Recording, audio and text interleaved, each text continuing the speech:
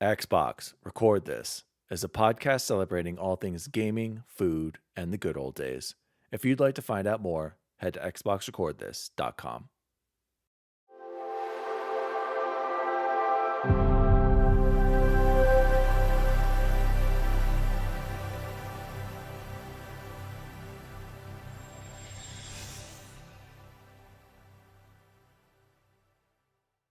Oh, hello.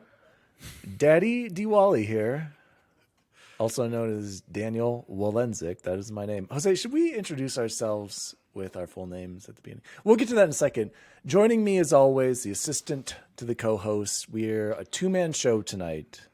Chipotlebear, how are you, my friend? You know what? I am doing great. Believe it or not, 37 years ago, I was being born. Oh, I forgot. Happy birthday. That's right. Big shout out. I should have started out with that. Sorry, Jose. No, it's all good, man. It's been a great day, man. It was just a regular work day, to be fair. But and to be fair, we all said happy birthday to you earlier, so it's not like we forgot about this. Everybody, the whole nerd chat did shout out to the whole nerd chat. All my shout family, out to Chipotlebear. It is his birthday. We are recording on January 20th, so 37 long years ago, Jose was brought into the earth by Mama Chipotlebear, and shout out to Annette for giving birth to this big old bear right here. So, go ahead. Thanks, Mom. Appreciate it. No, it's been great, man. Got up early, got some very nice gifts from the kids, including some Nerds clusters, which I'm thrilled about. And after that, I went to work, and then we went to Chipotle for dinner. You know, classic birthday feast, and just came home and we're chilling out and getting ready for the show, which is nice. And then this weekend we'll celebrate with like a little bit bigger thing with some. We're gonna have Jets Pizza, which I've never had, but I'm very excited to have. I've heard it's Jets good. Pizza, yeah. Well, that sounds like a great day. On my birthday, my family forgot, and I didn't get Nerds rope, and I didn't get Chipotle. So it sounds like you're having a way better birthday than me. Just for all our listeners out there, if I sound a little bit different, it's because old Daddy D is sick. I've been sick for a while now. I think I started to come down with this on Saturday or Sunday, and I remember exactly when it happened, Chipotlebear. Allie Was it when we were playing Halo? No. Allie came down. Well, you're probably. So Allie and I were watching the Eternals. By the way, Jose and I have a lot to discuss about Eternals. Yeah, we can talk about Eternals. And Allie's like, will you just hold me? And she's all sick. And she's been sick for a day or two. And I was like, oh, gosh, do I get close to her, So I'm holding her, right? And then sleep next to her. I could feel her breathing and just, that sick breathing inside and out, like his mouth and nose. And I could feel it hitting my face. And I'm like, oh, no, this is it. I'm done now. And sure enough, literally later that night, I started to feel bad, started to cough a little bit. And I've had runny nose. Yeah. All COVID symptoms. But she's tested. She's tested negative twice, and I tested negative with those at-home tests. So I'm like, great. So we just have a really bad cold that's not COVID. So shout out to never-ending Rona and being sick. So if I have to mute myself, that is why. Speaking of Eternals, and let's get into some shout-outs here, Jose. So shout out, huge, big, awesome shout out to Bob Murray, who subscribed to Xbox Record This on YouTube, Jose. Bob, awesome. Send us a message, and we're going to send you some XRT stickers. Speaking of Jose, I need to get some stickers too. Shout out to Felix. Felix, I got to get you some XRT merch immediately. Yep. So that's the first shout out. So huge shout out to Bob Murray subscribing to XRT on YouTube. And then we got another little comment on our video for last week's episode from good old Little Miss Ames. Little Miss Ames writes in and says, you guys should do a What Are We Watching opening segment. And I like that, Little Miss Ames. Maybe we should switch it up and talk about maybe once a month, maybe or something. Yeah, that's great. I like it. I don't mind it either because sometimes we don't have to do warm ups. And I have watched Sopranos, and I did want to talk to you guys about that. What a horrible ending, and I don't get the praise for that show. And then we just watched Eternals, so I'd love to talk about that. So we'll do that next time, Little Miss Ames. Thank you for the awesome suggestion. And we actually talked about that before. We thought about having what we're rewatching, but there's just been so much Xbox and gaming news, you guys. We don't even need. Yeah, the holiday season's big for games, so it's that's where a lot of our or time not went for the last couple months. middle of January. Let's drop some bombs. And then Bacon also commented on our last episode on the gaming resolutions. Bacon writes in, ex-Bacon Gaming said, my resolutions for this year: 1, get into Skyrim. That should have been your resolution every year. 2, 100,000 gamer score. It's a real long shot, he said. 3, 100% Elden Ring. So we've got a Dark Souls simp over here. And 4, okay, I'm so disgusted right now, Bacon. 4, finish Mass Effect. 4 should be number 1, followed by 2, Skyrim, and then who cares about the rest? Number 5, his final resolution. This is crazy. And dude, listen to this.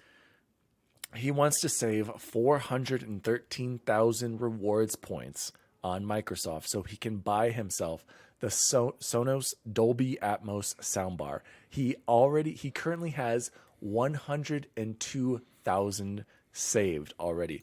So that means Bacon has, how much money is that, Bacon? Is that $1,000? That's $1,000, Bacon, that he has to Microsoft right now. So no, dude, the Atmos bar can't be $1,000. No way, dude. Maybe $100 is what you're thinking. Maybe you're right.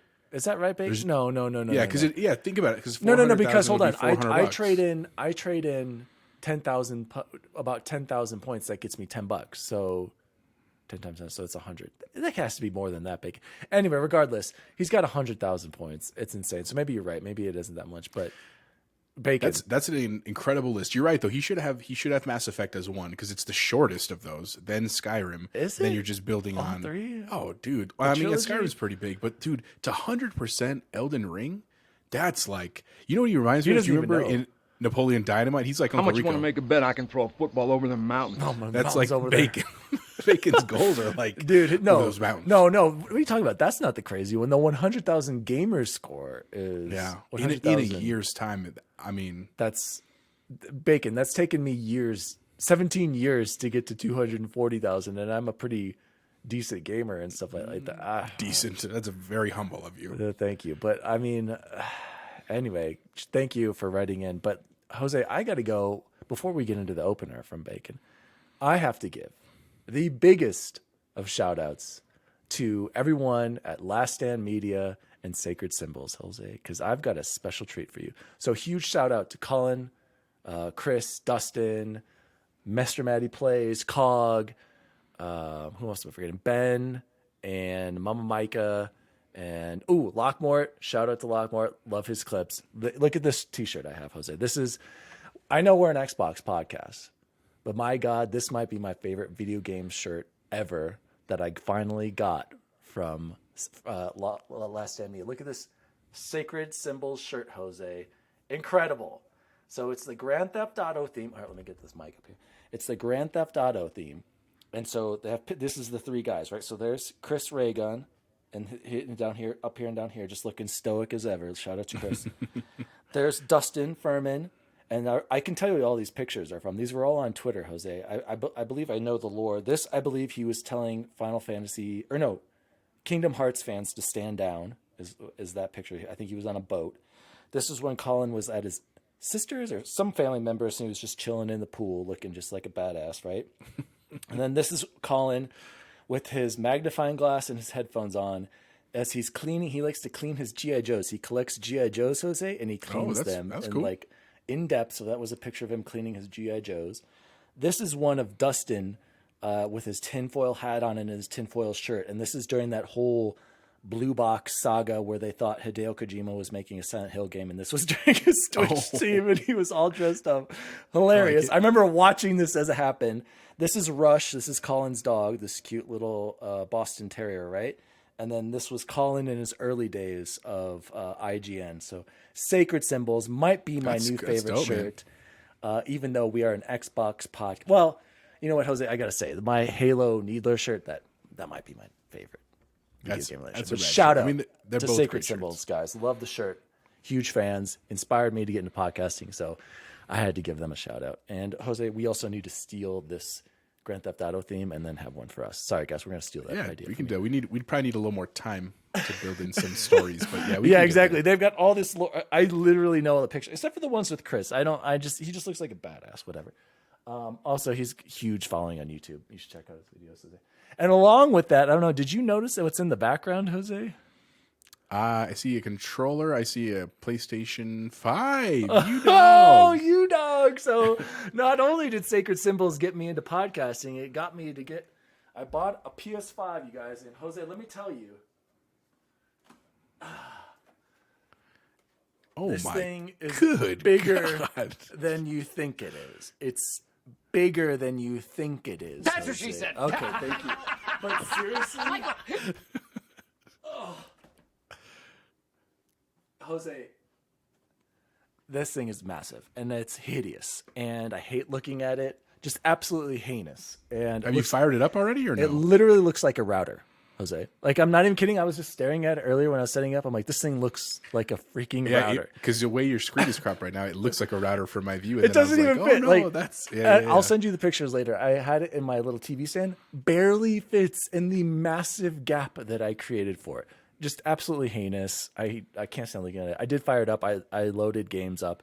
And the reason I got it is because I was like, oh, well, finally, like I said, one of my goals was to catch up on some PlayStation games, right? And to be honest, I really just want to play Mass Effect Trilogy again and get the platinum. PlayStation games. That's the main reason. You might have a problem. But I was like, I'll have plenty of time now. There was no big Xbox games coming out. I'll have plenty of time. But what do, Jose? They drop Hitman and all these games into quarantine, or into quarantine extraction. I'm like, am I going to even get to it now? There all these games I've been playing. And then there was a sale. So I'll get into what I've been playing too. So I'm like, am I even going to get to it? But anyway, shout out again to Sacred Symbols. And I do have a PS5 now, and it's probably going to collect dust. Bacon and I were talking, and he's like, I haven't fired mine up since like July. So worst case, you could sell it if you have to. They're still selling like hotcakes, man. I'll play Mass Effect again. Let's be real. Yeah, it's true. Slows That's true. down. So Jose, Take it to work. too big. I can't hide that thing. Yeah, Like, don't- what the yeah, hell is don't that? do that. That was Why do you bad. have Don't that do giant router in your office?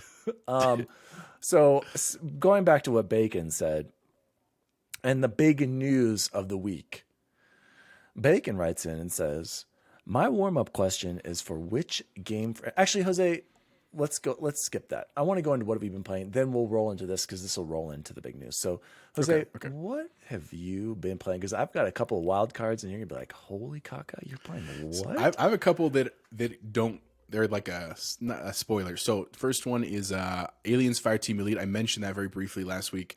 I didn't get as far as I thought I would because it's actually a pretty short game in terms of like levels. Like I think there's a total of 12 levels. It's actually pretty short in that regard. But there was one level that I could not freaking beat, and I tried so hard. And to be fair, part of the problem is it's kind of like It Takes Two, where it's really designed to play with other people. I was going to ask, isn't it supposed to be co-op? Like you're supposed to have like multiple people, like four? Is it 4-player?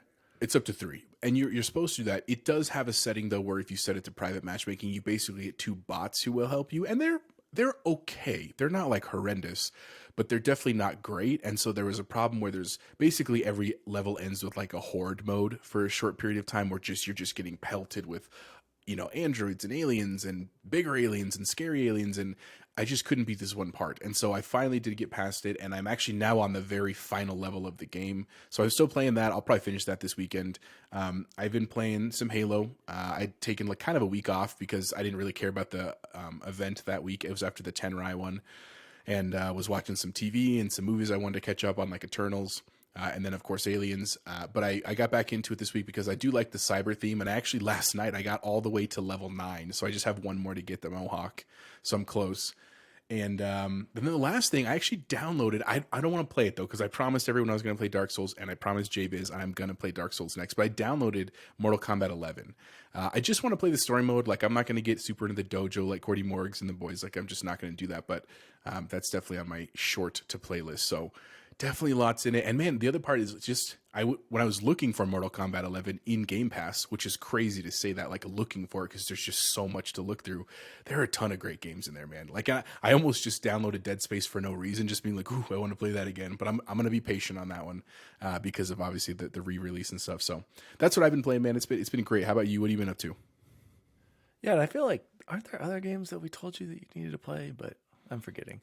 Did you ever play Well, Titanfall Hitman- 2? Oh yeah, I played Titanfall too. Okay. So Jose, so I went back and I was telling you this earlier, and I've been playing Batman Return to Arkham. Oh, yeah, Arkham yeah. Asylum. And I was telling Jose, you guys, that I went back and looked at. I'd played it before on 360, and I played it, I believe, in 2011. So it was 2 years after it came out, and it was the Game of the Year edition then.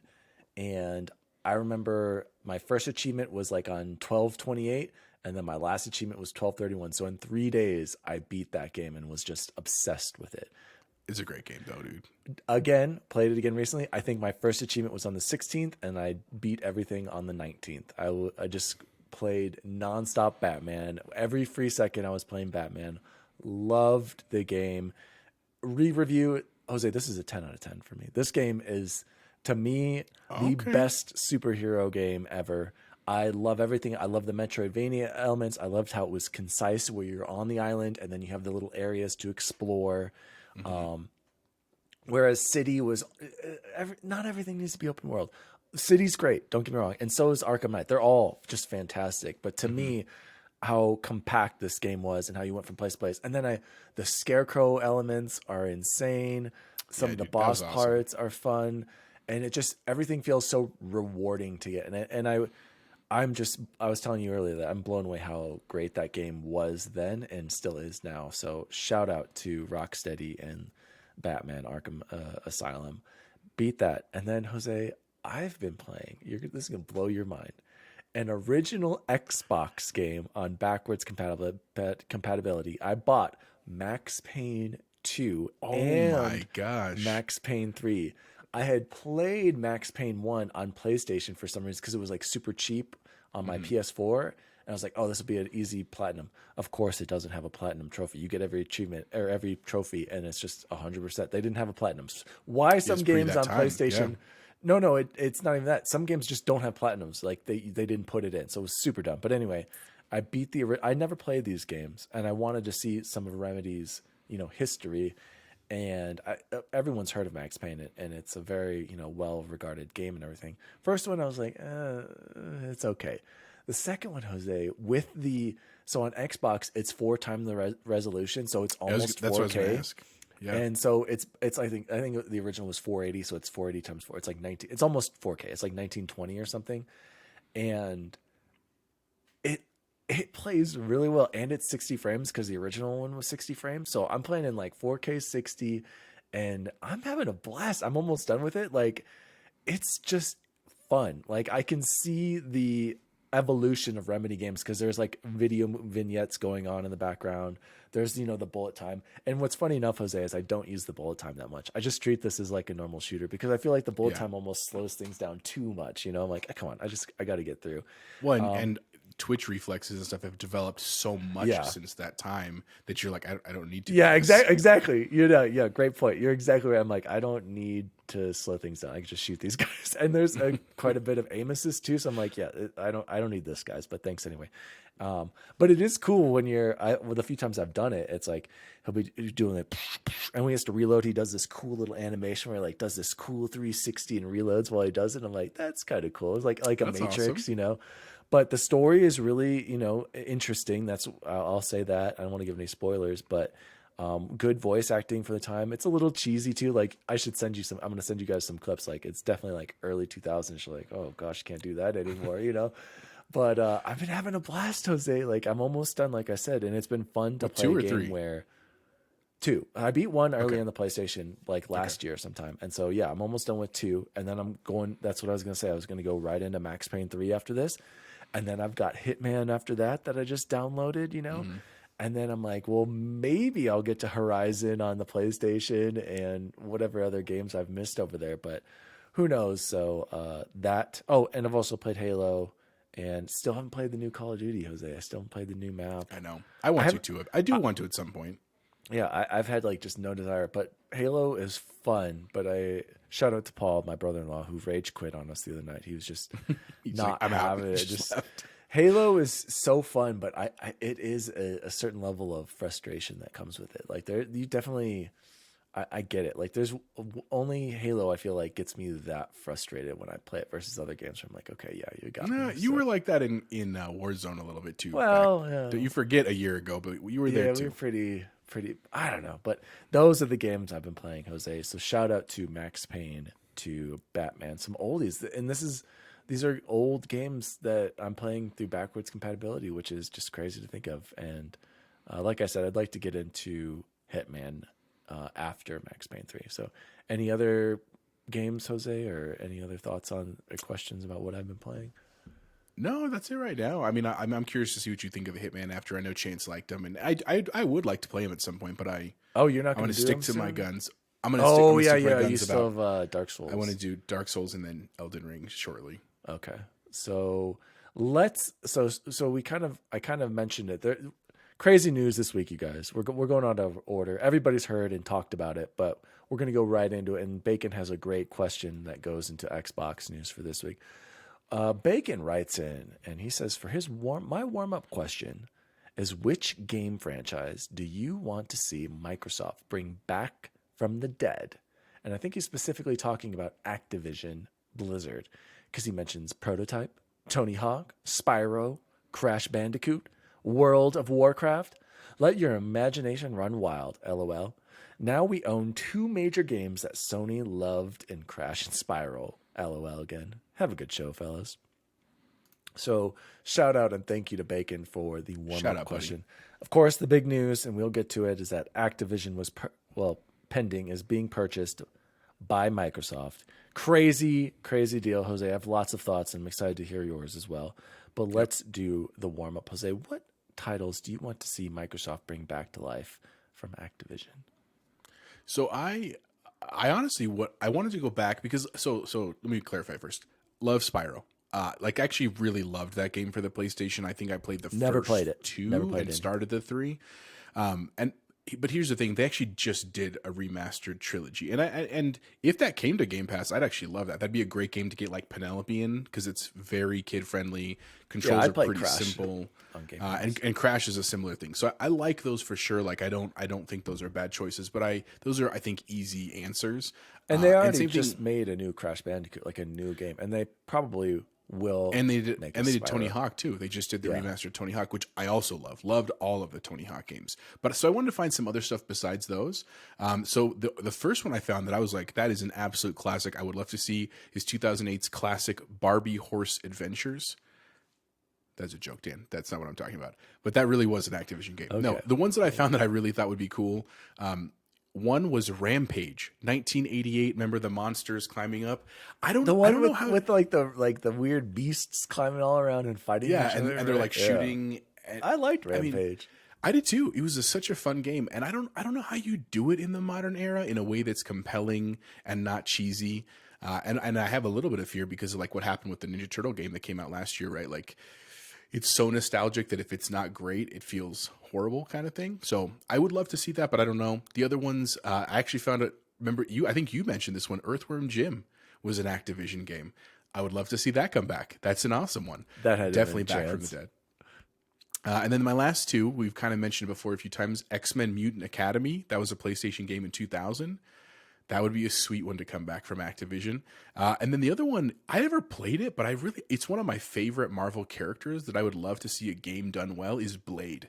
Like the concept of like fighting vampires as like this awesome character could be a really cool first person experience. I mean, you pair it to like an Arkham Knight or the new Wolverine coming out, because you think about that, we had that whole argument about like Xbox needs that kind of Marvel IP that they don't have. They now own a ton of them from Activision. Well, no, Jose. I don't think that counts. I don't think that they just get the rights to those games just because they published them before.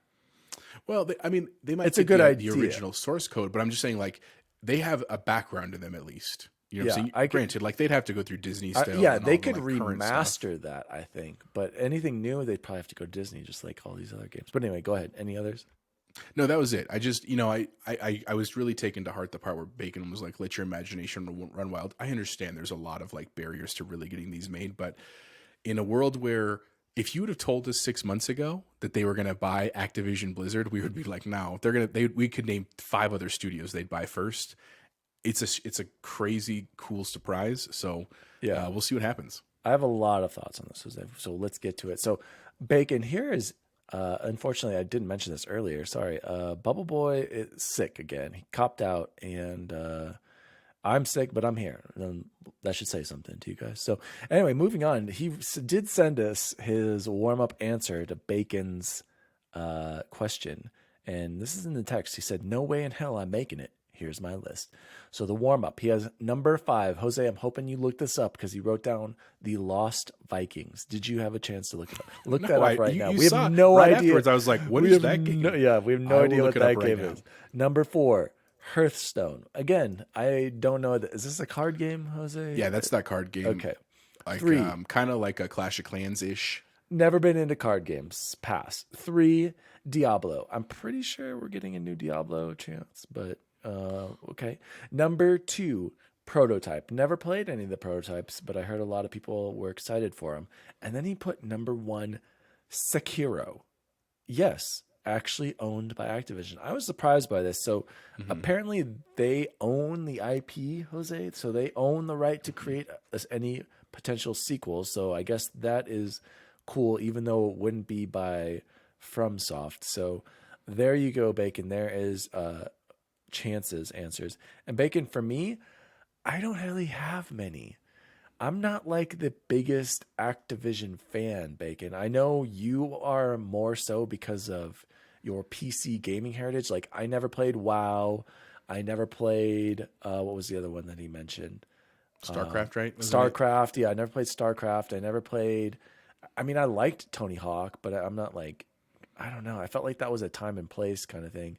I love Crash Bandicoot. I played that in PlayStation 1, but like I feel like that's a given, and never played Spyro, so I'm just the wrong person to ask about this one, Bacon. So sorry, I apologize on that. I'm just not the biggest, but besides playing Call of Duties and Diablo, those are really the only things I really care about from Activision. So, Jose, did you get a chance to look up Lost Vikings? Yeah, so Lost Vikings is a side-scrolling platform adventure in which the player alternates control of 3 Viking characters. It was a Super Nintendo game. Yeah, I feel like I've played this. Like, it sounds familiar. Looking at the cover, it looked more familiar. Seeing the box, but I don't know if I played it. I think I have played this, Chance. So, Chance, I know you're listening. I think that would be my pick, the Lost Vikings. I think I do remember this, and I remember it being a really good game. So, shout out, Chance. That would be mine. Lost Vikings. And then Prototype was like a. There were 2 of those. I think there were 2, maybe 3. Maybe where 3. you're kind of like an experiment. Then you kind of grow powers in the city, and you're fighting between like trying to not become a full monster kind of thing. But it was a cool game. I think it was a PlayStation 3 game, if I'm correct. I don't remember. I think it was totally. on 360 too, or maybe it was 360 as well. I mean, yeah, it was all cross-platform. So yeah, cool. Let's go into the news that Bacon already talked. That everyone's been talking about. Everyone knows about this, and I just want to share our thoughts on this. So let's start with the post that shocked the world on the Xbox Wire, and this is coming from Phil Spencer, CEO now of Microsoft Gaming. This was posted at January 18th at 5:25 a.m. 2022, a date which will live on in infamy, Jose. Welcome the incredible teams and legendary franchises of Activision-Blizzard to Microsoft Gaming. Creators of Call of Duty, Warcraft, Candy Crush, Tony Hawk, Diablo, Overwatch, Spyro, Hearthstone, Guitar Hero, Crash Bandicoot, StarCraft, and more join Team Xbox. As a team, we are on a mission to extend the joy and community of gaming to everyone on the planet. We all know that gaming is the most vibrant and dynamic form of entertainment worldwide, and we've experienced the power of social connection and friendship that gaming makes possible. As we pursue that mission, it is incredibly exciting to announce Microsoft has agreed to acquire Activision-Blizzard. Over many decades, the studios and teams that make up Activision-Blizzard have earned vast wellsprings of joy and respect from billions of people all over the world. We are incredibly excited to have the chance to work with amazing, talented, dedicated people across Activision Publishing, Blizzard Entertainment, Beenox, Demonware, Digital Legends, High Moon Studios, Infinity Ward, King, Major League Gaming, Radical Entertainment, Raven Software, Sledgehammer Games, Toys for Bob, Treyarch, and every team across Activision-Blizzard. He then continues and says he's going to be the new CEO of gaming, and there's this new leadership team where Phil's on the top. You can go look at the picture. There's all these other people beneath him. And then I wanted Jose to quickly read his letter that he sent out, and he emailed the staff and right after this. So, welcome back from the holidays. To start, I'd like to thank everyone for all the hard work and dedication that have built this business and this community. Obviously, today's agreement to acquire Activision-Blizzard is incredibly exciting. In fact, it's a milestone for our company, our business, and our industry. I and the entire gaming leadership team are deeply enthusiastic about this opportunity. We also announced that this morning we have surpassed 25 million Game Pass subscribers across console, cloud, and PC, a great achievement for all of Team Xbox. As players and partners, we all know how talented and dedicated the teams and studios are across Activision-Blizzard. The legendary games and franchises across the company have delighted millions of people for decades. Coming together, we can accelerate our mission to extend the joy and community of gaming for everyone. We have the capability and opportunity to build simply the best, most engaging, most fun entertainment ecosystem anywhere. Microsoft is committed to our journey for inclusion in every aspect of gaming among both employees and players. We deeply value individual studio cultures. We also believe that creative success and autonomy go hand in hand with treating every person with dignity and respect. We hold all teams and all leaders to this commitment. We are looking forward to extending our culture of proactive inclusion to great teams across Activision-Blizzard. We expect this acquisition to close in fiscal year 23 pending regulatory approvals. Once the acquisition is completed, Activision-Blizzard business will report to me. In the meantime, we know you'll have a lot of questions. The gaming leadership team and I look forward to answering them, as many as we can, our next gaming update on January 26th. You can submit your questions now anonymously or post them on our Team Xbox Yammer. Please also refresh on our corporate social media guidelines. As Satya Nadella mentioned, I am now CEO Microsoft Gaming. This change is a reflection of the incredible work each of you are doing to create the best entertainment ecosystem anywhere. As a leadership team, we want you to know how exciting but difficult work we have ahead of us. So it is crucial that we operate as a single unified team. To that end, I'm excited to announce effective today that Jarrett West, CMO Gaming, and his marketing team will move from Chris Caposella's organization to report directly to me, and blah, blah, blah, some changes. And then we will have a webcast for investors. So, Jose, huge news. I just wanted to make sure and read that that little email from Phil Spencer, now CEO of gaming.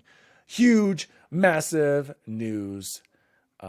Initially, Jose, what was your reaction when you saw this a couple days ago? I mean, a couple of things came through my head. So first, funnily enough, was how we were joking about the purchase was, I forgot last week we were talking about the purchase that was of the Zynga. Was it Zynga? Yeah, Zynga, and we were making fun of it, where a lot of it is online gaming, right? And granted, this is not that, but King is a big part of this merger, and King is like who makes like Candy Crush, so it's just like a funny, like, are we going to get an Xbox Candy Crush? That was a very short thought. After that, I mean, obviously, was crazy. Lots of questions about like, oh my God, Overwatch, Diablo, Call of Duty, Warcraft, StarCraft, like these are all very massive titles, and we've had so many conversations on this podcast already about like, are they going to be exclusives? And since this has come out, for those that don't know, Phil Spencer of the Microsoft team has been pretty adamant that they're going to maintain, at least the big one everyone was worried about right away was Call of Duty, that they were planning on continuing it on PlayStation. They didn't technically say that it will never be an Xbox exclusive. They said at this current time, we're going to maintain properties because we want to engage people in gaming. That is pretty consistent with what they've kind of said the whole way. And it was pretty much in response to like PlayStation fans, like probably freaking out about this. And so that was one of their first things. You know, the other thing I thought about right away was something we've also talked about was the stuff with Bobby Kotick, the current Activision Blizzard guy who's like under crazy amounts of heat with this. And, we've talked a lot in like our nerd chat about like, what does this mean for him? And since then, there have been a lot of things coming out that basically have said, once this merger is complete, there's a pretty high chance that Kodak's out. I mean, I think that's probably the smart political move, if I'm being completely candid, but I think it's also the right moral thing. Like, I know Kodak says he's trying to change all the stuff. If he was going to change it, he probably should have done that when he was actually in charge of this before it got bad. But, trying to not focus on such a negative aspect of this, like, just incredible. I sent a link. I tagged you, and I don't know if you saw it on Twitter. It was a thing where they said this is what the Japanese market said when this whole thing posted about it. And it was literally, they were translated, obviously, sayings from like Japanese fans. They were saying things like, oh my God, Xbox wins. This is the end. Like, they were just in shock and awe, right? That, like, again, it would have been crazy for just for Xbox to pick up Call of Duty. Like, if they hadn't gotten anything else, that would have been a huge, like, whoa, they're just killing it. But then you do add the like MMOs like StarCraft and Warcraft, you add the history from Diablo, you think about esports and Overwatch, that is a huge pickup worldwide. And the last thing, again, I just told you there were so many thoughts through my head. When they mentioned the subscriber count, oh my gosh, that is absolutely insane when you think about Game Pass. Like, you just do the math. So 25 million at $10. Let's just pretend $10. Now I know it's not $10 a month, but like, remember, like, some people are paying less. 15, right? I agree. A good job. Yeah. So at $10 a month, they're making $250 million a month in revenue from Game Pass right now. I mean, again, you do the math, that's $1 billion every 4 months. And so, yes, to spend $70 billion sounds like insane, but realistically, at this pace, they're going to make that money back in less than 10 years. And then they also own this platform. Oh, that's insane. Just from Game Pass, right? Money, right? Just from Game Pass. So any other thoughts, Suzy? Because I want to talk about that number and some other things. No, I mean, I'm sure you have lots. We'll keep going. But those were my big things I thought of right away. So on that, I was listening to a Twitter Spaces. Shout out to, I think it was Danny Pena, Gamertag Radio was hosting one. And somebody mentioned, and I was hoping, I don't know if you've done any, since you're the econ guy, if you looked up how they're paying for this transaction like straight cash, right? It's an all cash purchase. So someone was mentioning in this space that means that Microsoft basically intends or is guaranteeing, or they're anticipating making up the money for this purchase in the next year or something like that, right? Like, am I understanding that correctly? Like, if they're able to do that, he was explaining how, like, basically they're going to make this money up within a year, or they intend to. Or does that make sense to you, Jose? Like, because it's all cash, or no? I mean, I don't know why specifically the all cash thing would require them or encourage them to make it a year. What I would say is two things. One, the fact that they have $70 billion in liquid cash. Microsoft's doing fine. You know what I mean? The other thing I would say is anytime, again, we talked about this with the Zynga thing. Anytime a company is willing to spend money, it's because they think it's an investment for their future. Whether it's within a year or 5 years or 10 years, they're building that into the model. So whether it is actually within 365 days or not, obviously we're not talking even until 2023 anyway. Yeah. They're definitely planning on making that back. And here's the other part so when you think about 2023, we're talking over a year out from right now when this will actually be official. They're also anticipating over the next year that they're going to get a bunch of new customers on Game Pass, on Series S and X, because they're in anticipation of this, right? So that's another way that they have a revenue just in that lead up to that actual purchase. And then shout out to Hogue Law on Twitter too. He was saying, like, because of inflation that's going to rise and stuff, like, now's the time. That's why you're seeing all these companies spending this money now, right? That they just have sitting there. So we should expect possibly more purchases, not just from Microsoft, for other people, because of inflation. So I just wanted to bring up that. I don't know. I'm not too in the know with the economics of everything. But anyway, $68 billion. Can't even comprehend that. Thought it was crazy. Everyone thought it was crazy when they bought Minecraft for $2.5 billion. That paid off easily. That was a huge get. And then Bethesda blows it away. So, Jose, I didn't tell you. So my initial thoughts when I saw this, I was like, oh, that's kind of cool. I'm not a big Activision guy. Yeah, I play Call of Duty, but I'm not like a diehard person. And I understand that Call of Duty, for most everyone else in the world, casual audience, is the number one game sold every year for a reason, because everyone plays either Call of Duty, Madden, or 2K. Like it's one of those, and Grand Theft Auto. One of those will always be in the top 5, right? So for me, I'm like, oh, this is cool, and I won't have to play for Call of Duty. But I wasn't like, as I remember McCaffrey was saying this on Podcast Unlocked, and a lot of them were saying for him personally, he was more excited for Bethesda. And yeah, for me personally, I would say I'm the same way. I'm way more excited at the games that Bethesda brings and all their IP than what Activision owns. And so that brings me to how, right after I felt that, I was like, I don't know if I like this. I don't know if it's a good thing that Microsoft is buying all of these IP and consolidating them. And a lot of people were saying monopoly. I don't think they're a monopoly. They're not even close. This makes them the number 3, like Alan pointed out to us earlier, and I'd read about it earlier. Gaming revenue, it goes like Tencent, Sony, and now Microsoft with this addition of Activision. Before they were like 5 or something like that, right? 4th or 5th, and behind Nintendo, or right there with Nintendo. I think he said 5th. And then with this, like they're yeah, that's, I forgot what Phil Spencer, he said that too. So I initially was like, I don't know if I like this, because this just means that Sony's gonna probably have to go out and buy stuff now, or what else is gonna not that it matters too much to me, because I have a PlayStation 5 behind me, I have an Xbox, I'll have a Switch again when they have it. Like, for people like us, Jose, who are blessed enough to be in a position to buy whatever console and play wherever, it doesn't really affect us, right? Like, yeah, I hate that. I don't really like the new DualSense controller holding it. I'm not gonna lie. The Xbox controller is the best, hands down. But I'll deal with it, right, to play some good games. And so I was concerned, and Colin on Sacred Symbols had also been like, he'd mentioned before, okay, Bethesda, that makes sense, and these ones at Sony, they make sense, but like, this is a huge player. Like, if Call of Duty goes when Call of Duty goes exclusive to Xbox only, that is huge. The number one selling game on PlayStation in the past 2 years, Call of Duty Vanguard, Call of Duty Black Ops, Call of Duty Modern Warfare. Like, it's just, these are mega sellers, and I'm like, oh, I don't know about this. But then, Jose, I started to read some reactions from people within the gaming industry, people who make games, people who are at Activision, people who left Activision from Xbox and are happy to be going back to Microsoft. People like Albert Pinella, who was at Xbox for a long time, who's at Amazon right now, is saying this is such a great move, and that Xbox is on a whole nother level. Like, they're not playing, like, it's so true. I remember why I laughed. It was like, oh, we're not worried. Sony's on our competition. Amazon, Google, Facebook, Tencent, those are our competitions now.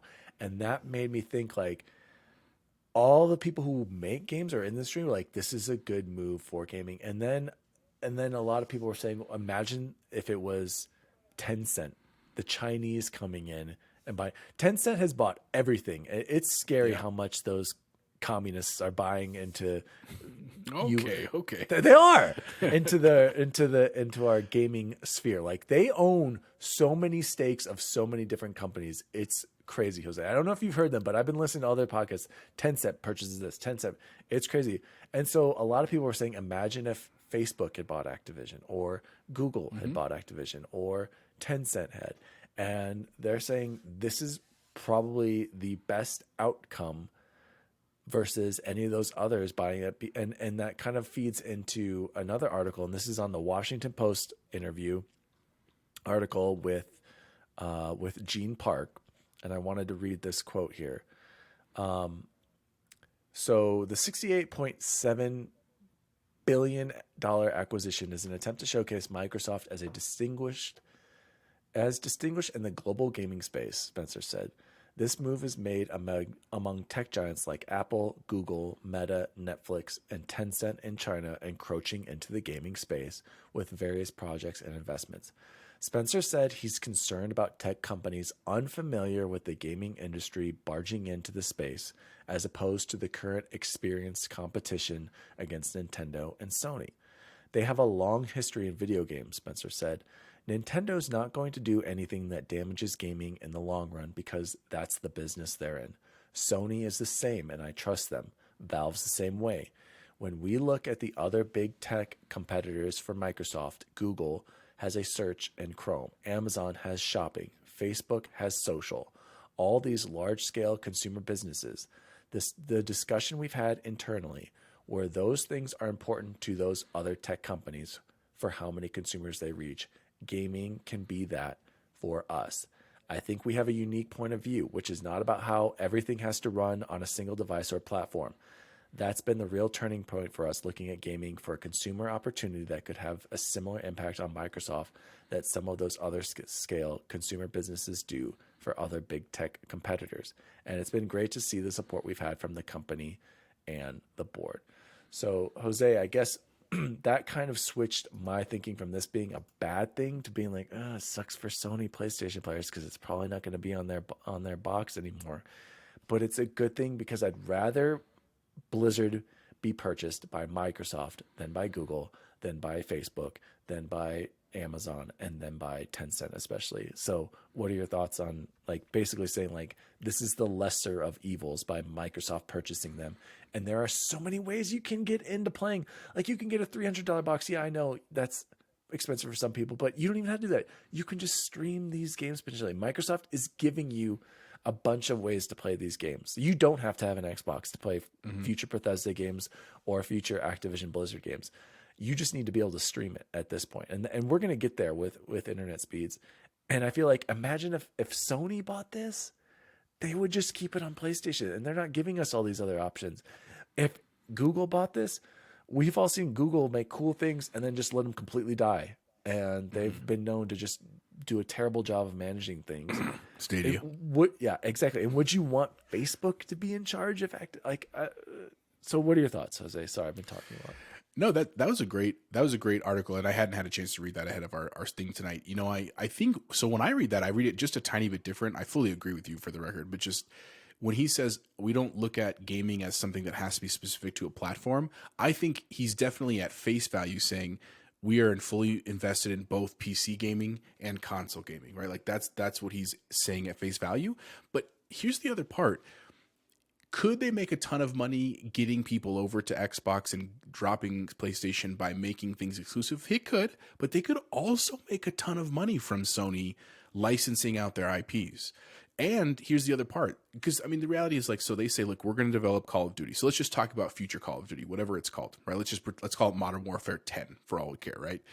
When that drops, they could certainly say things like, you know what, we're going to have it on both systems. Maybe it's a timed release one, so it starts on Xbox and then PS5 or PS10 or whatever it is. Maybe it's also like they'll drop at the same time, but we're going to build it for Xbox's hardware. And if you want to make it for Sony, that's fine. You can license it, but then you have to do the work to build that. It probably won't run as smoothly or as quickly, right, necessarily.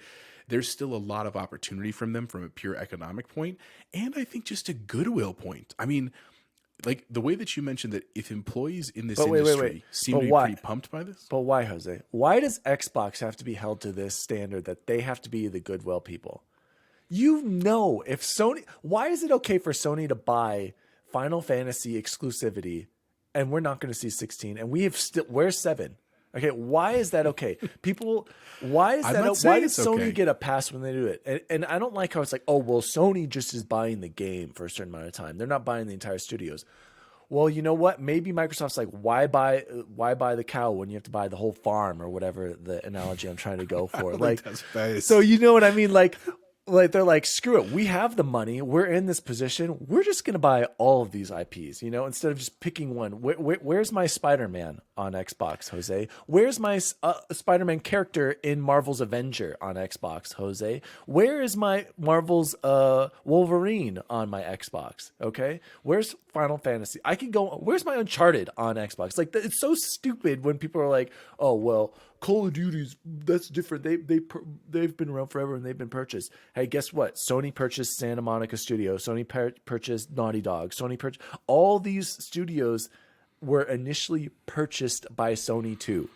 It's not like they just appeared out of the ether and Sony just had these magical studios that created these bombs. Yes, they purchased them early and then they released these awesome games, but they still purchased them. Why does Xbox always have a double standard. Like they can't do this, and it's not okay. You just said goodwill. Like they should release Call of Duty on other consoles. Keep going with your thought. Hey, well, let me answer my question here. So I don't think they have to do it. If that's what came out, I shouldn't have used the word have to. They don't have to. They have every right in the world to be like on January 1 of 2023 when this closes to be like, hey, guess what? Like we got you. Like psych. They could do that. Here's why I think that's not a great idea for them. If anything, this merger, acquisition, purchase, whatever you want to call it, is probably a pretty significant spark for Sony, for any other gamer console out there to be like, oh no, we need to start buying things as quick as we can if we're going to compete. It is a smart move if they have an IP that's really powerful, and I can't think of one offhandedly, to say, if we're good with them and we share at least the IP, again, we don't have to say like equitable. We can release it first. We can retain the rights. We can launch it in a better fidelity on our system, but ultimately they can still have it too. Then because that might be retaliated. Now it might not. You're right. Sony could just flat out be like, nope, we're keeping it forever. But it's thinking, I think, about the long game here. I think that's what they're really focused on. And to be fair, this is also a big lift for Microsoft. Again, just going back to the idea, if you think about esports, so like, again, that's things like Overwatch, that's things like Call of Duty, like that's things like StarCraft. Those are big lifts from a like server side, from a maintenance side. And yes, remember when we say Microsoft is buying this, we're not saying that they're firing all these people and they're taking it over. They just own them now, right? All of those companies are, for the most part, at least as far as we know, maintaining status quo, which is you have a new owner, and right? But Kotick is still the head of Activision right now. He's reporting for now, right? So I'm just saying, like, it's simultaneously a big lift for them, but also a pretty sound investment financially, and just a cool move for them. Again, and the context I'll leave it with this, and then I do have one other thing I want to say before we move on to the next topic, but the context I leave is this. We've been talking over the last couple of weeks about the Power On series and how many times Microsoft was so close to shutting down Xbox. I mean, because of these failures. Look how far they have come in less than 20 years, right? Like that's pretty incredible, to the point where they're looking at positioning themselves as the worldwide source for gaming against things like the worldwide search engine in Google, the worldwide commerce in Amazon. That's pretty incredible, man. So super happy to be here for the ride. Yeah, and we should be celebrating it. And I feel like a lot of people are celebrating it. And going back to how I feel like what I've read from people in the industry, they're excited. And a lot of things I didn't mention, Jose, is that a lot of people are saying like, wow, Activision, all these developers will be able to work on games that they want to make now. They don't have to just be making Call of Duties every year. Maybe we can get a break from Call of Duty and not have it annualized, but maybe they'll keep it. Who knows? They probably will. I mean, it's such a big seller, but maybe Raven will be able to go make a game they want. Sledgehammer will be able to take a break and go what they want. We're going to get these old IPs, like Spencer said, that maybe under old Activision would have never happened, because it's literally, when I think of Activision, I just think of Call of Duty. I don't think of anything else.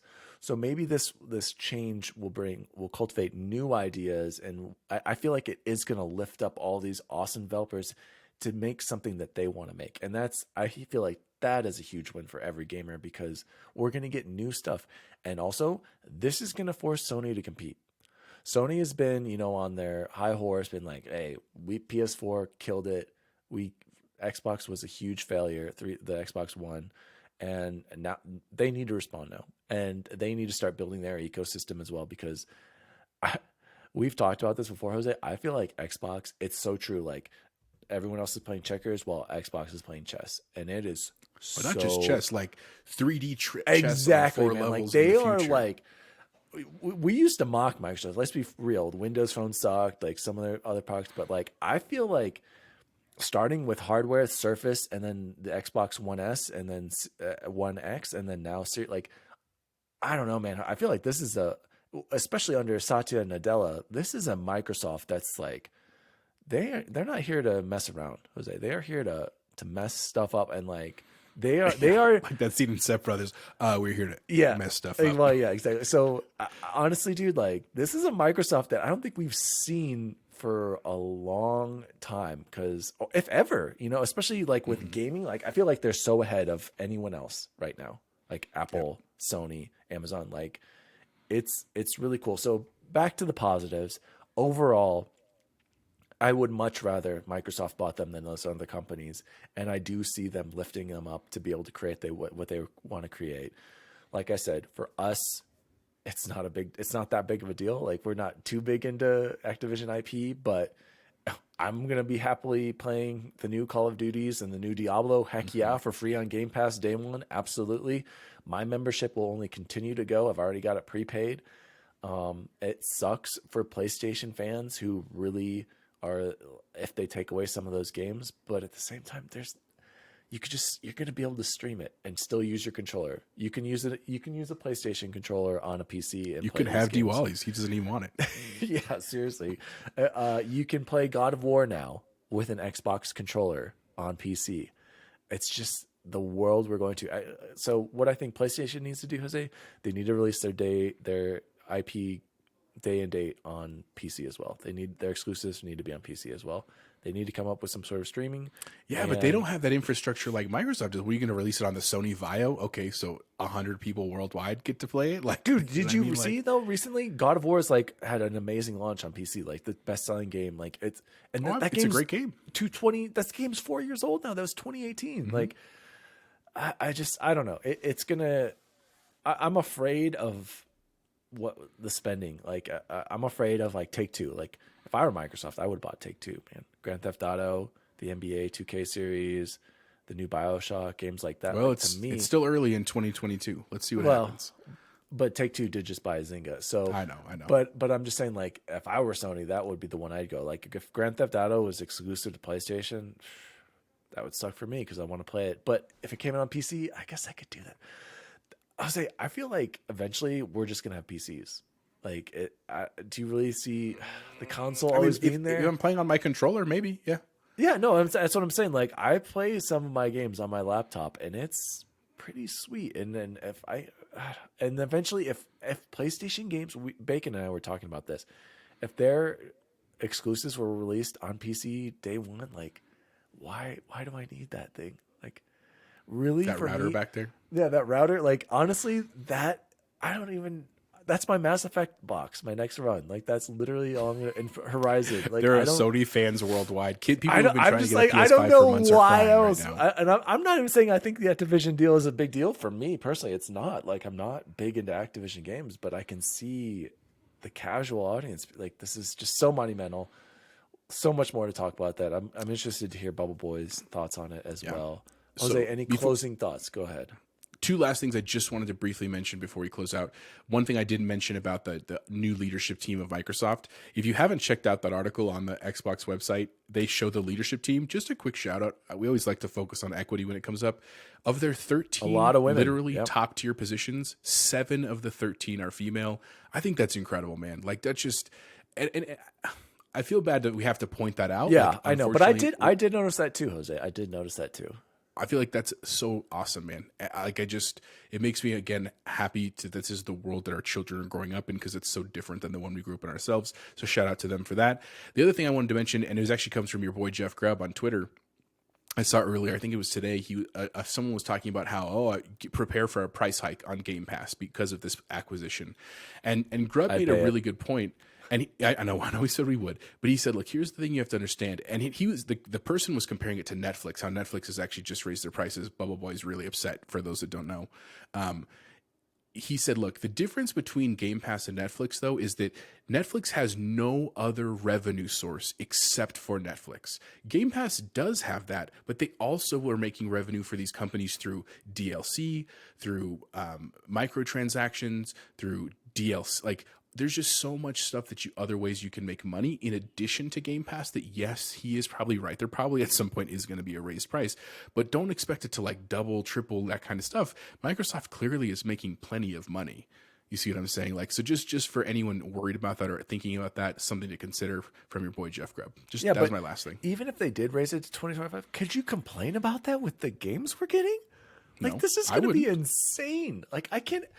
We're only at the beginning stages still of Game Pass, and I still think it's incredible. Like, I didn't have to pay for Hitman. I didn't have to pay for Rainbow Six. I didn't have to pay for Back 4 Blood. I didn't have to pay for Halo. I didn't have to pay for Forza. Like, well, I did play for Forza because I got the extra stuff. But like, There are still Starfields, and now we're going to get Activisions, and we're going to get Dooms, we're going to get other IP from Call of Duty's, Diablo's, Overwatch, and that's just from Activision, and then the Bethesda IP, and then what's the guys who made Wasteland? I can't remember. In Exile, like there are so many other studios. Like, literally, we have so much. Even if they did raise it, nothing to complain about. So huge news. I'm sure we're going to be talking about this for more and more throughout. Well, I'm going to hate hearing about is Call of Duty going to be exclusive or not? Like that, we're going to have to deal with that for 2 years, but. Hopefully when Starfield releases, everyone's like, man, it really is only on Xbox and PC. I guess I'm going to have to get an Xbox to play it.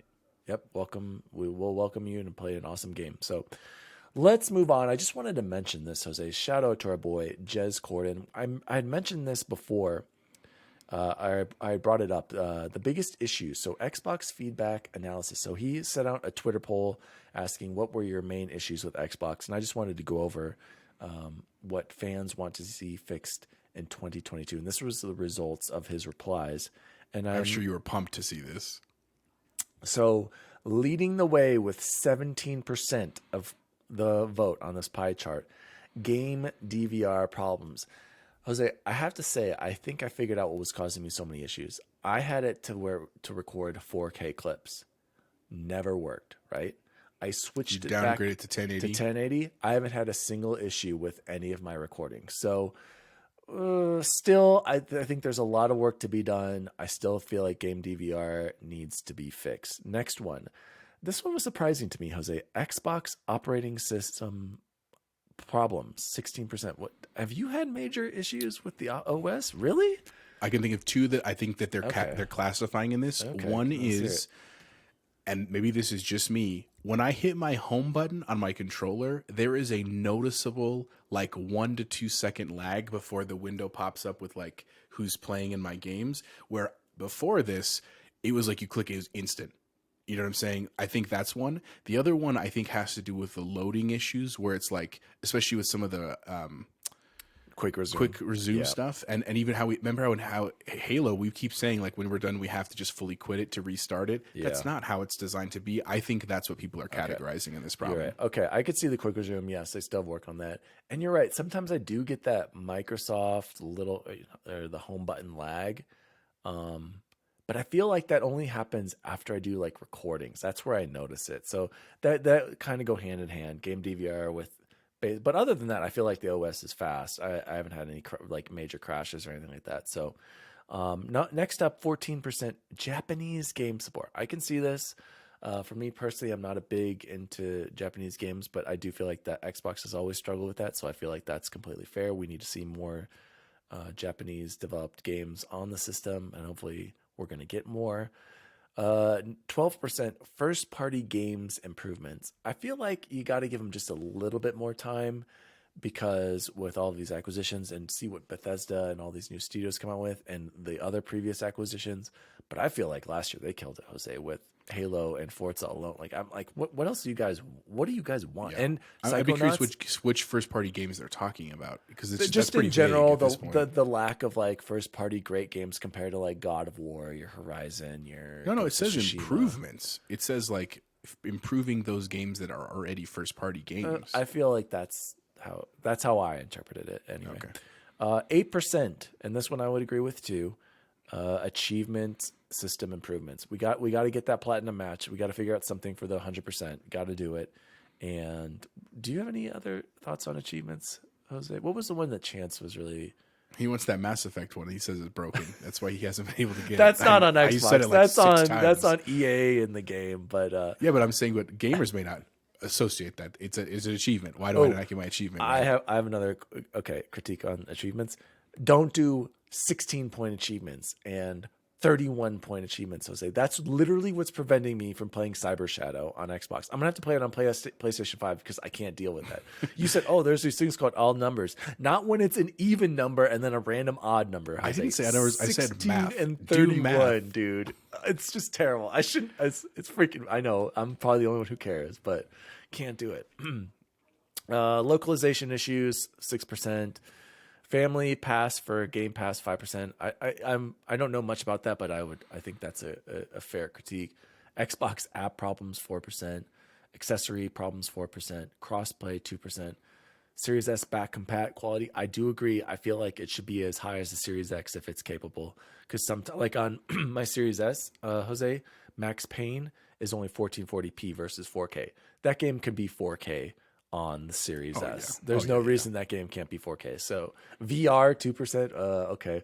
And then marketing complaints. Yeah, marketing complaints. Like, that was the most thing you were concerned about. Marketing complaints. I feel like their marketing has been amazing. Like, how could you complain about that? So there's some feedback. I feel like the big ones are fair. Any thoughts on the feedback, Jose? Or I'm to be honest, I feel like this is a pretty good, feedback here. Like, I feel like Xbox is still killing it. I think it's great. I also think, again, just for the record, it's great that they're accepting feedback. Like something that, again, and I'm not trying to play the card of luck. I walked uphill both ways when I was a kid. As a kid, there was no feedback loop for gaming. Like, it just didn't exist. Like, I didn't even think about it. You had to write a hard letter to a sternly worded letter to the CEO that would get thrown away before it even got there. Like, it's pretty incredible that the companies, not just Microsoft, other companies do too, but they say, like, the value of data is in our fans. Like, let's ask them what they want and let's work on it. Let's make our system better. Like, that's rad, man. Like, that's exactly what I want to see, and happy to see Microsoft doing it for sure.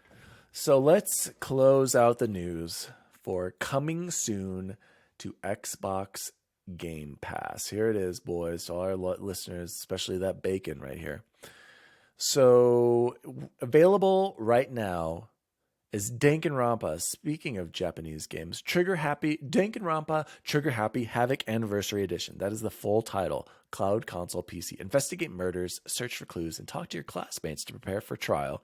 There, you'll engage in a deadly wordplay going back and forth with suspects, dissect their statements, and fire their words back at them to expose their lies. I know Jose's going to play that. He used to be in the debate club. Nobody Saves the World, Cloud, console, PC. Available day one on Game Pass. We talked about this before. This is from the makers of Guacamelee.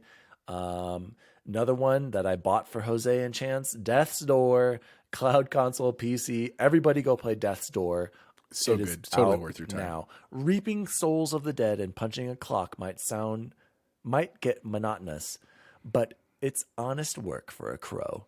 The job gets lively when your assigned soul is stolen and you must track down a desperate thief to a realm untouched by death, where creatures grow far past their expiry and overflow with greed and power. Ultimate members can play on mobile with touch controls on cloud game. Everybody go play Death's Door. Bacon, go play Death's Door. Absolutely worth it. Did you beat that, Jose? I can't remember if you did. Oh yeah, I beat it. And Bacon actually saw I was playing Nobody Saves the World. He was playing that today. I'm curious. I want to know his thoughts if you're listening, Bacon, because it looks cool. Yeah, someone was saying it was like a wacky Zelda. Like, I'm interested. I want to play it for sure.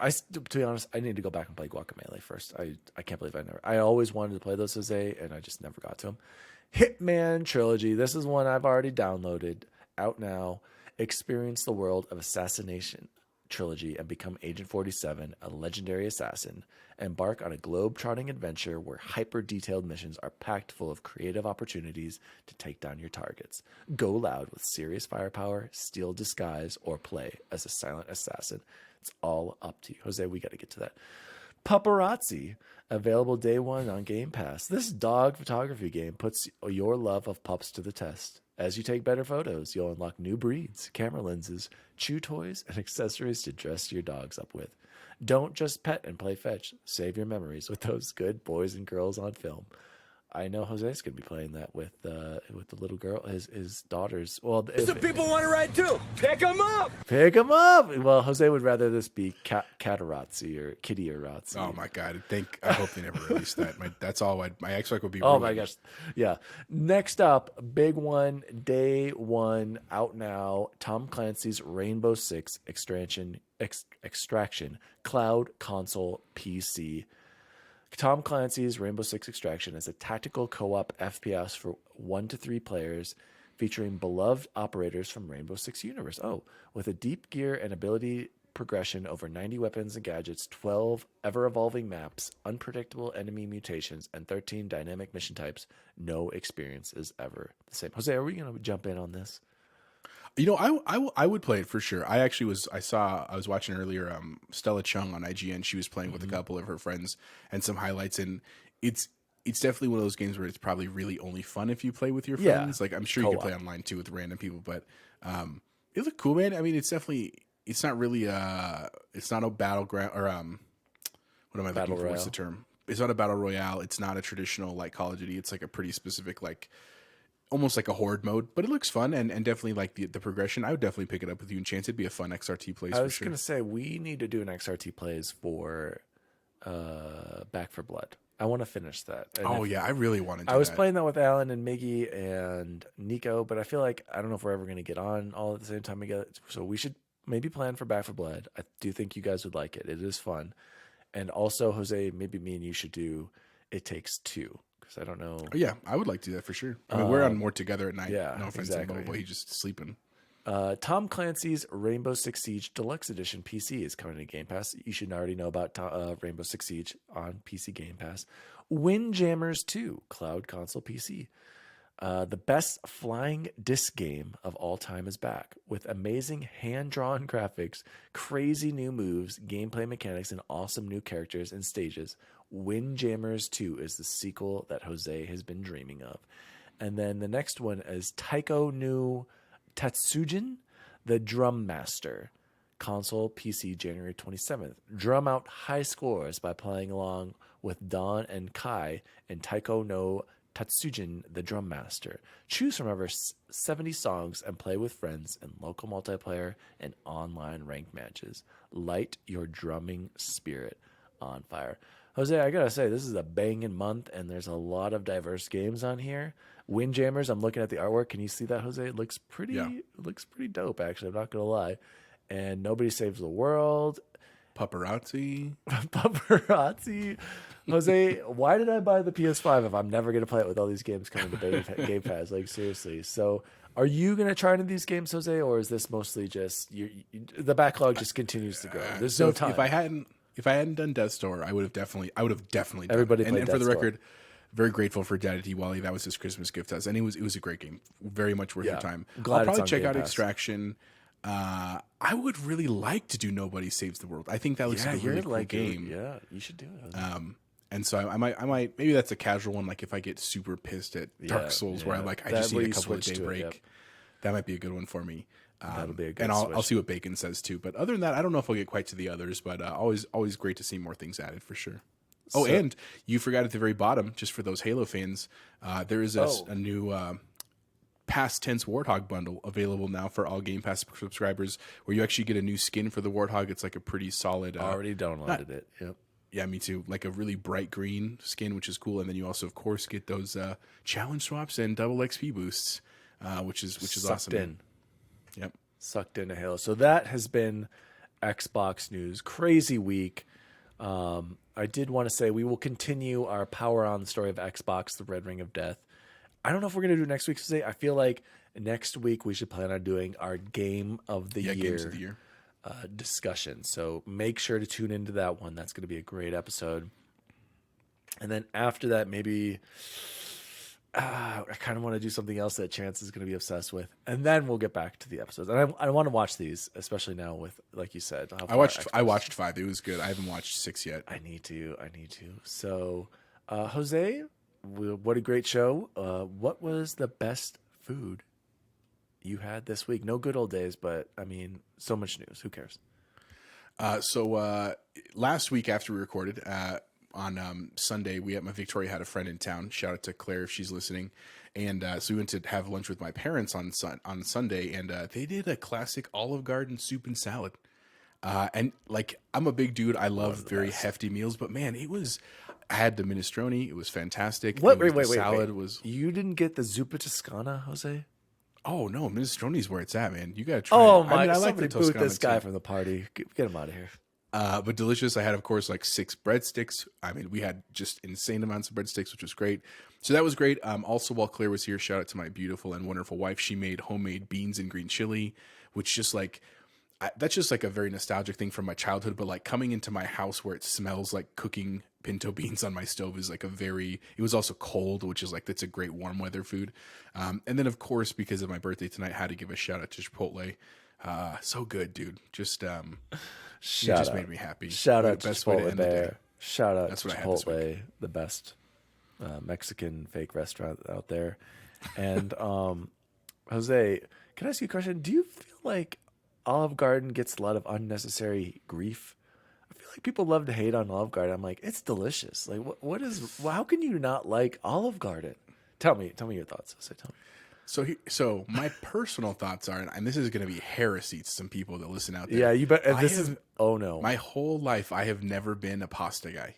You can ask my parents, my brother. My brother's a huge pasta guy. Big ZD was like his life for a big time. My parents love it, and I like it. It's not like I'm not grossed out by it, but I like, if you ever ask me for like birthdays or like just like, hey, what do you feel like? It's never, oh, I want spaghetti or Alfredo or lasagna.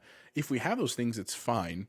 But it's just not me. Honestly, when I would go to Olive Garden for a long time, it sounds like I'm basically a 4-year-old. I was like, I want the pizza. Like, that's what I want. I want a little flatbread pizza. And that's Olive Garden to get pizza. I know. I told you people were going to be mad. I mean, here's the other part too. If I'm being totally honest, it's just in my adult life, I have this weird. It's not lactose intolerant. I'm not lactose intolerant, but there's certain things that just he gets the gas, guys. They don't sit well in my stomach, and a lot of them are cream sauces, and so like that's a lot of what's at Olive Garden. If I have to get something, I get the lasagna because it is wonderful. I like their lasagna a lot, but honestly, you just don't like. It's just not what I think of to go. It's just not. It's all that starch, and you're out there crop dusting at your events in the Bear Creek gym. Oh yeah, that's field. For sure. Oh, I basically get lift off a couple times from so much coming out. I just like, yeah. So anyway, I love Olive Garden. Shout out. Allie loves Olive Garden. That's like her favorite restaurant. And shout out to crop dusting. Jose, isn't it the worst? Like, this happens to me all the time. Like, I'll be in my office, like, and then of course somebody walks in, right? Like nobody had been in there for a long period of time. Like, I can finally do barking spiders. And then and I'm always like, hold on, walk with me. I gotta make a copy, like, just to get out of there. I'm like, I'm on my way to get some water. That's my go-to, Jose. I gotta fill my water bottle. Hydrate. And they're like, your water bottle is full. Oh no, it's warm. Like, it's just, it's the worst. Anyway. The best food I had this week, huge shout out to Allie Wolenzik, my wife, killing it again for the 3rd straight week. I didn't know how she would do it, Jose, because earlier this week, added to the list, Jose, I had a Popeye spicy chicken. Also, Allie randomly went and got Chick-fil-A that night for dinner. She didn't know I already had Popeyes. So I had the Popeye spicy followed by the Chick-fil-A spicy. I'm telling you guys, Popeyes is on a whole nother level. I'm sorry. The Chick-fil-A, I just discovered I love their sauce. They are number one with their nuggets. I will give them that. Hands down, the best chicken nuggets ever. The best. Give me some of that Chick-fil-A sauce. Fantastic. But their sandwiches, Popeyes all the way. But anyway, Allie made the best food I had this week. Shout out to her. This was just tonight, Jose, and I sent you guys the picture. Mm-hmm. She made the pulled pork with mashed potatoes, had a little bit of bacon added on top of the mashed potatoes, corn on the cob, some broccoli on there, and of course I dabbled a little bit of the sweet and spicy Sweet Baby Ray's sauce on there. Oh my gosh, you guys, so delicious. And shout out to Snelling, who's already was going to say, you're fat, DWALLY, for eating all that. Whatever, Snellavad. I played a basketball game. You need to try that night. devil spit. I know, on pulled Jose, pork with the bun, dude. Change your life. It's so good, dude. Jose, I don't even waste my time with bun. You just eat the pulled pork, save the calories, eat more pork and more protein. Okay, pro tip for all you out there. This has been Xbox Record This, episode 38. Thank you so much to all our shout-outs, our follows, our comments, Bacon, Miss Ames, Bobby, was his name? I can't remember his name. Bob something. And if you have any ideas for warm-up questions or best food or what you've been watching, let us know. Write into xboxrecordthis@gmail.com. Again, my name is Daniel Wolenzik. You can follow me at DaddyDWALLY on all social media. Jose, tell the people what you've been up to and where they can find you. You can always find me on Twitter, Chipotle_bear, or Instagram at Chipotlebear. That is actually one of my private New Year's resolutions this year, is to be a little more active. Not crazy active. Like, I do appreciate my privacy, but I really love a lot of things my family does, so I'd like to post some of that. And, of course, some of our own hijinks here and other projects. So look for that on the Instagram if you're out there. I agree, Jose. I got to get better. I was making my family videos. I'm so far behind. I'm like 3 years behind, so I need to do better at that as well. So thank you for reminding me, Jose. As always, gentlemen, see you online. See you online. You think I got where I am today because I dressed like Peter Pan here? Take a look at what I'm wearing, people. Do you think anybody wants a roundhouse kick to the face while I'm wearing these bad boys? Forget about it. Yeah, I don't know what movie that was. You interrupted. I should have told you first I was going to be Bubble Boy there. And I'm That's Bubble okay. Boy. See you online. See you online. Xbox Record This is a podcast created by Daniel Walenzik. You can follow him at DaddyDWALLY on all social media. The assistant to the co-host is Jose Martinez, and you can follow him at Chipotle_Bear on Twitter. The assistant to the co-host is Chance Siegel, and you can follow him at BubbleBoyN7. You can follow the show at Xbox Record This on all social media. If you'd like to find out more about the show, visit xboxrecordthis.com.